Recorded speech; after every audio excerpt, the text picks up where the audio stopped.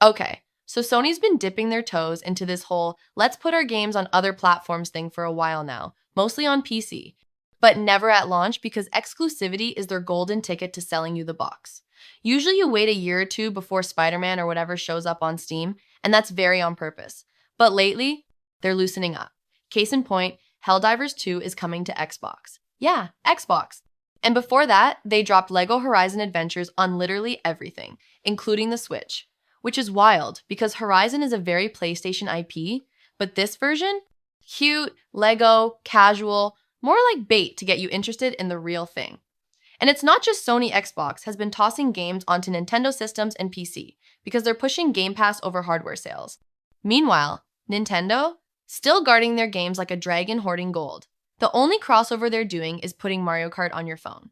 But then this job listing shows up from Sony and blows the whole thing open. They're literally hiring a senior director of multi-platform to bring PS Studios titles to Steam, Epic, Xbox, Nintendo, mobile, you name it.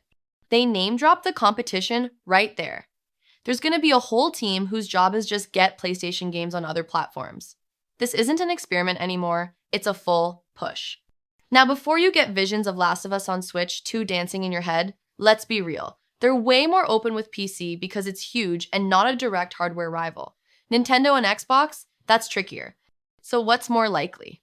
Multiplayer stuff like Helldivers 2 that needs a massive player base to survive, and smaller spin-offs like LEGO Horizon that introduce new people to PlayStation IP without giving away the main course. Mainline single-player hits like Astrobot? Forget it. And don't forget rumors say the PlayStation 6 might launch alongside a portable PS5-style handheld, which would basically be their answer to the Switch 2. And if they're selling their own Play Anywhere device, why hand that market to Nintendo? Still, never say never. Sony putting their first game on PC was probably a let's see what happens moment.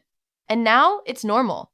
So maybe when a game's old enough, like OG Last of Us, or please, Shadow of the Colossus, they'll throw it on other consoles. That would be incredible. Honestly, I think this whole strategy is smart. It's extra revenue, more eyeballs on their franchises, and maybe even a way to lure people into buying a PlayStation down the line.